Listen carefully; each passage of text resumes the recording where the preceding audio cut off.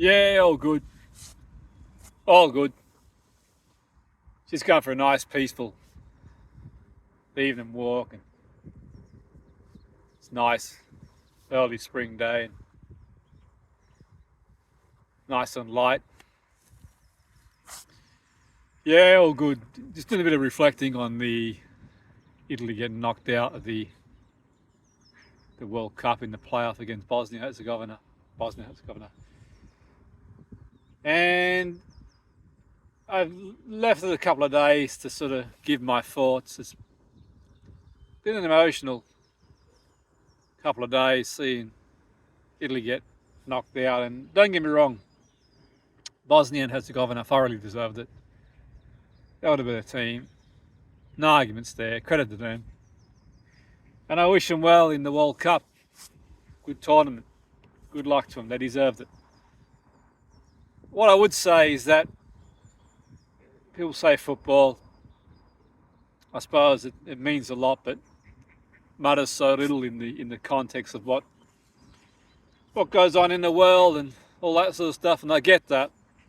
And of course, there's far more important things. But the one thing football can do is bring people together. And for me, watching Italy, I think back as far as the '82 World Cup. The first World Cup I really understood in the sense that, I could watch it. And it was an incredible experience because it brought the Italian community together, and we'd wake up in the all hours of the morning to watch the games, and there was a buzz, and you'd get together with friends and family in the community and put some food out, and coffee was out for 6 in the morning watching the games and around that sort of time, and with a latte cafe, milky, watered down coffee, as a youngster, and yeah, the memories there, were incredible, and some people, friends and family, have passed since then, but you think back and what an incredible moment it was to sort of introduce to football, and the moments, Tardelli, Rossi.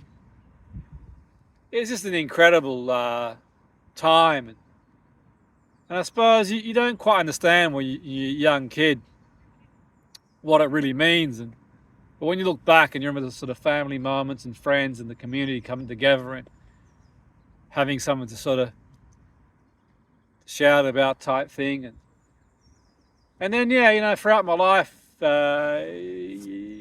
football's been a big part of my life, and when I reflect back to some World Cups, and '90 was another special one in Italy.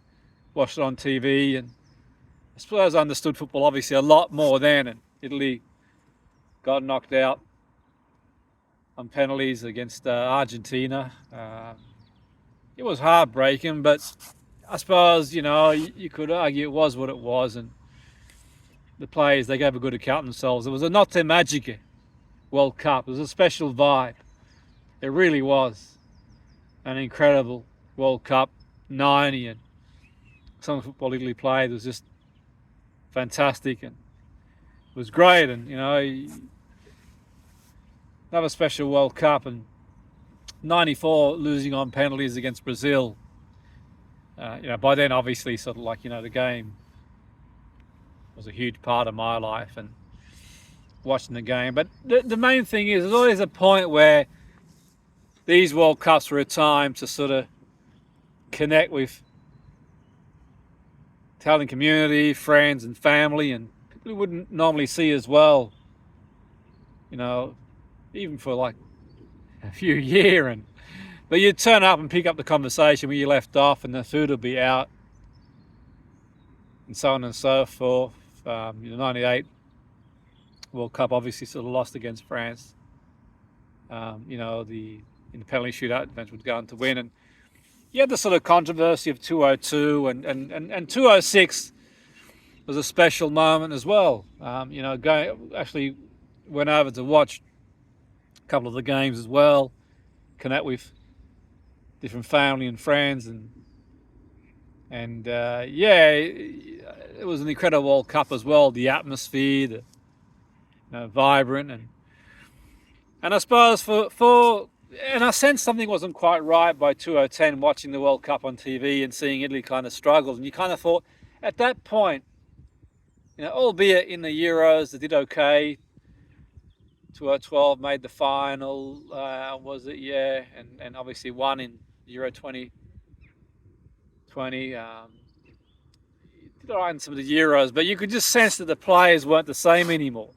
I mean, when you sort of go back in time, there were players, you'd have players like Zola on the bench. And, I remember one time, first time I went to watch a game at Wembley in England, it was for the 98 qualifying. And I went with some friends. I was playing some semi-pro football over here in the UK, and I was working in the factory at the time, and some lads at the factory had some tickets to go watch England Italy at Wembley in the qualified. Italy won 1-0. Zola scored off memory, and you think there was players like Zola at times that were benched and who to play, Baggio, Zola, and some of the players that you had, the depth. You had 3 or 4 teams that could literally get there, but more to the point, you think now they don't really have a world-class players anymore.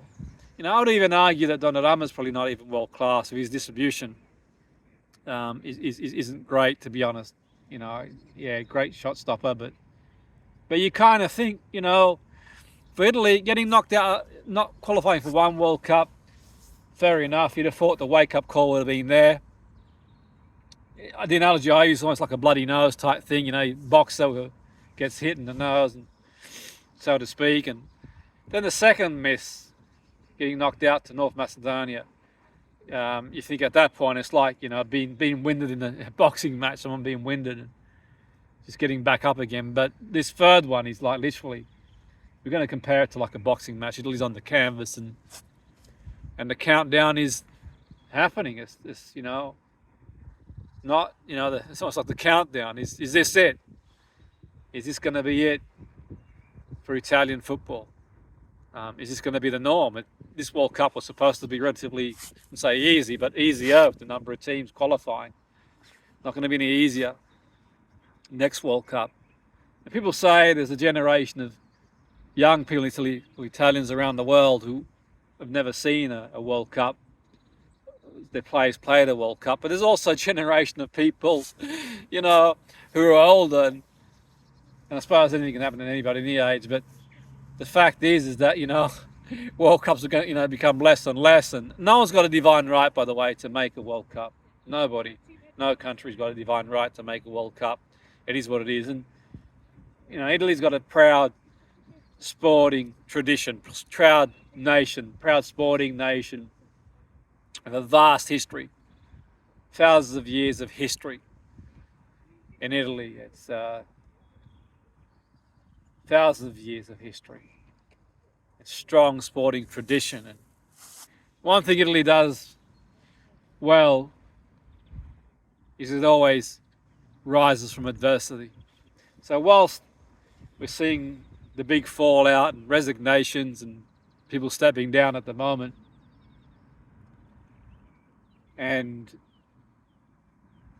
the concern is, will they ever qualify for the World Cup again? There's a part of me deep inside that understands the Italian psyche and knows that Italy will always get back up again and will always thrive under adversity, because that's what Italy does best, and there's probably nowhere else that does better than Italy. So on that note, they're my thoughts. Hopefully one day we'll see the Notti Magiche again, but not this time. Forza Azzurri.